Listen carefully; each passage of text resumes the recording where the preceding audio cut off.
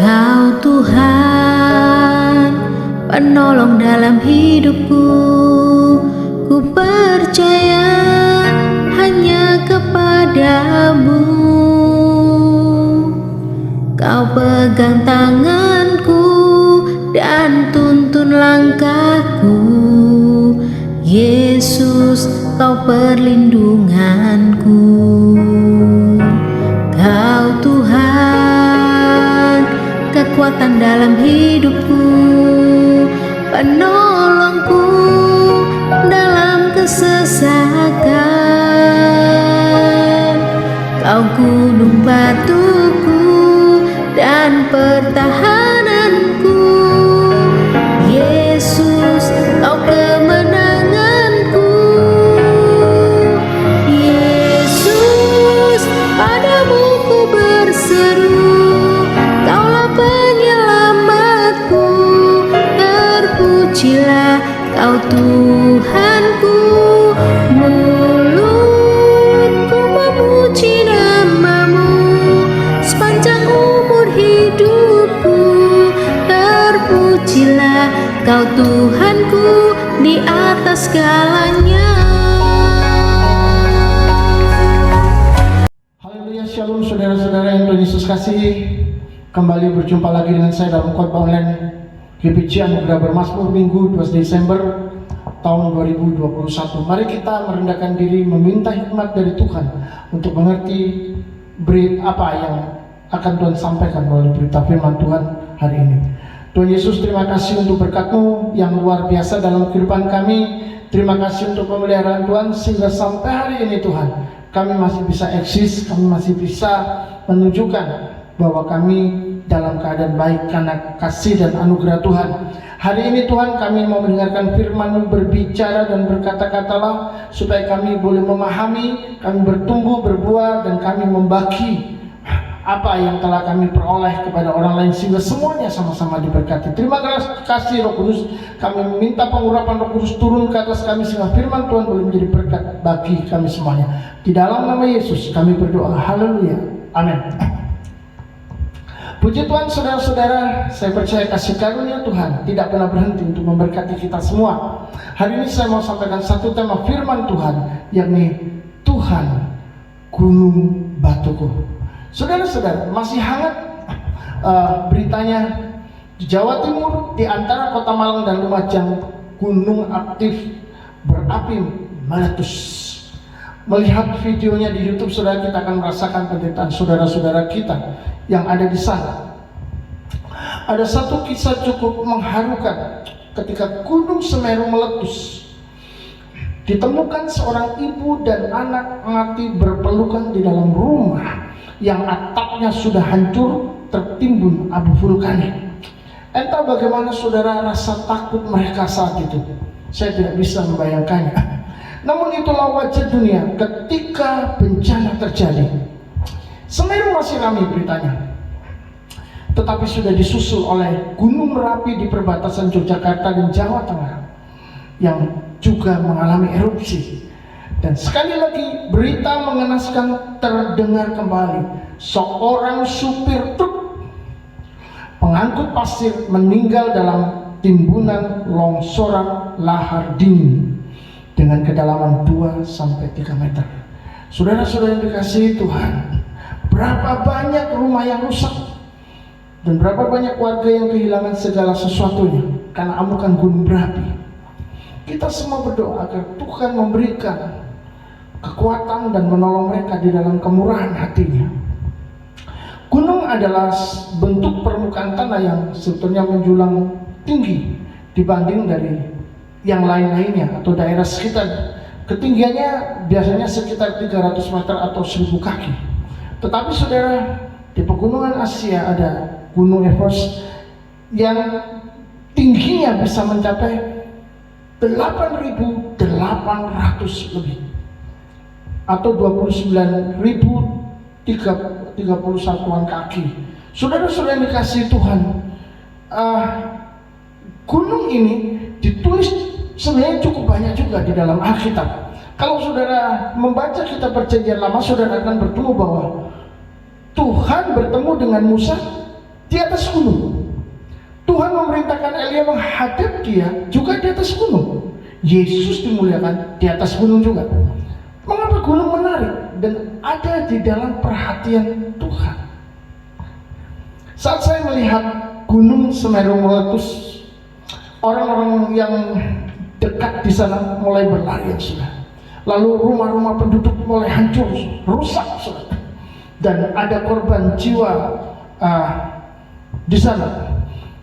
Saudara, saya melihat bahwa ternyata gunung itu bukan cuma besar, tinggi, kuat, tapi juga memiliki kuasa untuk memberi orang lain ketakutan.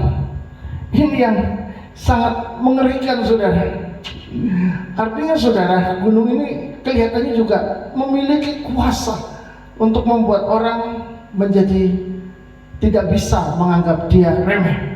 Kalau dia sudah menunjukkan apa yang ada di dalamnya, maka ada tenaga besar yang dia miliki untuk menghancurkan apa saja yang ada di sekitarnya. Namun saudara, di sisi lain, ternyata gunung juga adalah tempat yang cocok untuk bercocok tanam. Tempat yang asik untuk dinikmati dan banyak hal lain yang menyegarkan, yang menjadi kebalikan dari sesuatu yang menakutkan tadi. Apakah mungkin, saudara, itu merupakan alasan bagi Tuhan untuk sering menyatakan diri di atas gunung agar manusia ini bisa memiliki gambaran atau persepsi tentang Allah yang besar, Allah yang maha tinggi, Allah yang maha kuat, Allah yang berkuasa, sebab Ia tinggal di atas gunung-gunung? Apa mungkin seperti itu? Mari kita sama-sama lihat di dalam kitab Ulangan pasal 5 ayat 22. Firman itulah yang diucapkan Tuhan kepada seluruh jemaahmu dengan suara nyaring di gunung, dari tengah-tengah api, awan, dan kegelapan, dan tidak ditambahkannya apa-apa lagi. Ditulisnya semuanya pada 2 loh batu, lalu diberikannya kepadaku. Saudara, Tuhan menyatakan diri dengan cara yang membuat bangsa itu menjadi takut. Dan firman itu diucapkan di mana? Di atas gunung juga. Kita lanjutkan di dalam surat Ibrani pasal 12 ayat 18 sampai 21.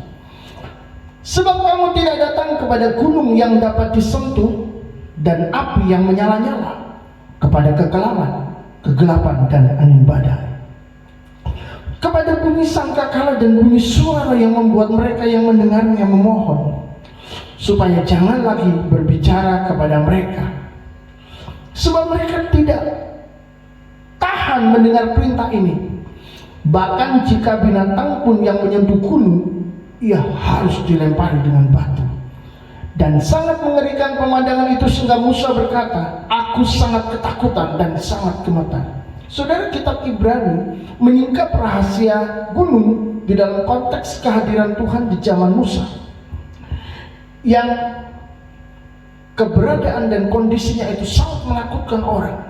Penulis Ibrani yang menerima wahyu dari Tuhan menggunakan perbandingan di Perjanjian Baru, di mana Tuhan ternyata hadir dengan cara yang berbeda. Tuhan hadir dengan cara yang tidak membuat orang ketakutan seperti di zaman Musa. Artinya, saudara, gunung ini memang digambarkan sebagai tempat Tuhan berada atau hadir sebagai pribadi yang besar dan berkuasa. Mazmur pasal 18 ayat 32 berkata, sebab siapakah Allah selain dari Tuhan, dan siapakah gunung batu kecuali Allah kita. Mazmur 18 ayat 47. Tuhan hidup, terpujilah Tuhan gunung batuku, dan mulialah Allah penyelamatku. Jadi saudara, bahkan Daud pun menggambarkan Allah sebagai gunung batu.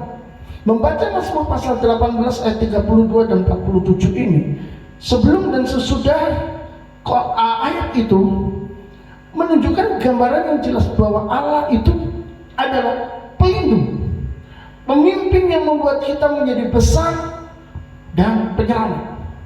Sebagai pelindung, Tuhan menjadikan umatnya perkasa. Itu ada dalam Mazmur 18 ayat 33. Saya tidak bacakan. Dan yang kedua, selain membuat umatnya menjadi perkasa, dia juga menjadikan kuat. Mazmur 18 ayat 34. Dan yang ketiga, melatih kita bisa melawan musuh. Di Mazmur 18 ayat yang ke-35. Artinya saudara, Tuhan bukan membuat kita pasif seperti anak mama yang hanya tahu berlindung saja, bersembunyi saja. Tetapi Tuhan menjadikan kita seperti jagoan papa yang berani melawan musuh ketika diserang. Maka saudara menjadikan dia sebagai pelindung tidak berarti kita bersembunyi dari masalah. Berdoa berjam-jam, berdoa berhari-hari, bahkan mungkin berpuasa, tapi tidak menghadapi masalah, lari bersembunyi dari persoalan. Tidak seperti itu yang Tuhan inginkan. Bukan seperti itu yang Tuhan mau. Ini yang Tuhan mau. Keluar menghadapi apapun dengan cara Tuhan. Dengan siap berperang melawan apapun dan percaya bahwa Dia sanggup melindungi kita dan menjadikan kita ini pemenang. Memang saudara, dibutuhkan iman dan keberanian untuk melangkah menghadapi kesukaran demi kesukaran sampai kita menjadi pemenangnya. Tapi bukankah Dia yang menjadikan kita ini perkasa dan kuat?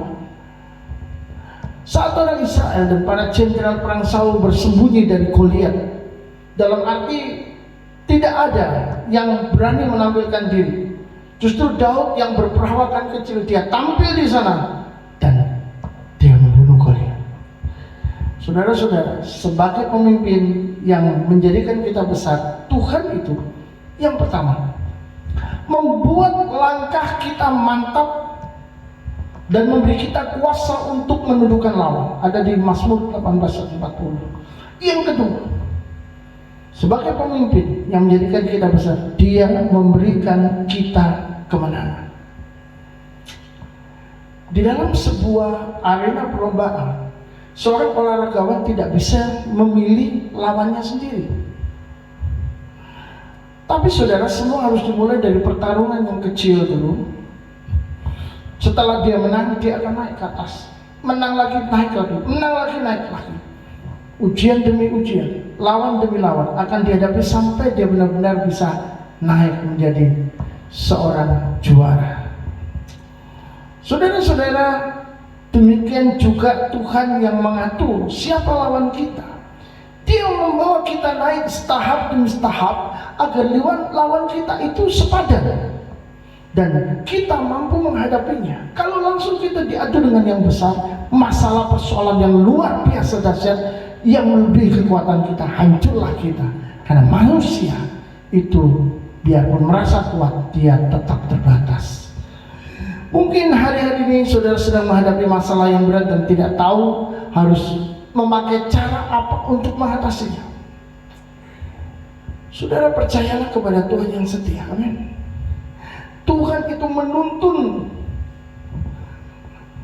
Kalau kita percaya Dia itu setia bersama-sama dengan kita sampai semuanya terlewati satu persatu dan di ujung Anda menjadi pemenangnya. Sabar dan setia itu penting karena Tuhan ingin mengangkat kita naik ke atas untuk naik tingkat lebih tinggi lagi di dalam kehidupan kita. Belajarlah saudara menerima semua tekanan, tidak mengeluh dan bersandar kepadanya. Semuanya akan baik karena Tuhan itu tidak bisa berubah menjadi tidak baik. Tidak ada petunjuk yang memperlihatkan hal itu. Tuhan selalu baik di dalam keadaan apapun. Dan kalau saudara-saudara kita ingin benar-benar bisa naik setahap demi setahap, kita menjadi seorang pemenang dan tidak khawatir akan hari depan kita atas masalah-masalah dan persoalan yang kita alami. Matius pasal 6 ayat 33 sampai 34 berkata begini.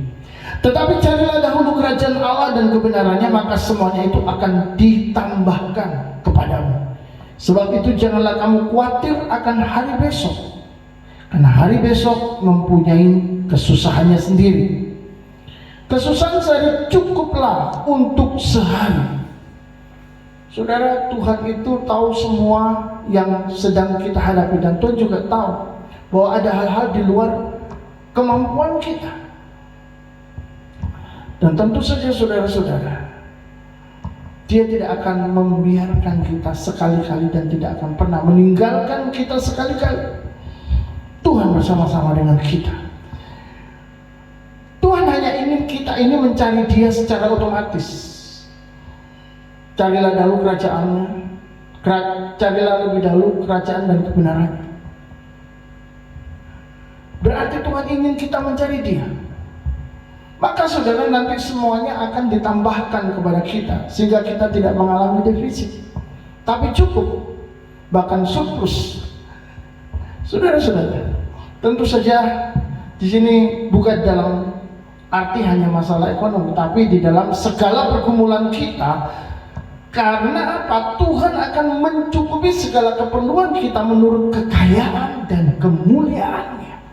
Kalau kekayaan dan kemuliaan kita, saudara, untuk mencukupi kebutuhan sehari-hari, wah, itu bisa layu dan hancur.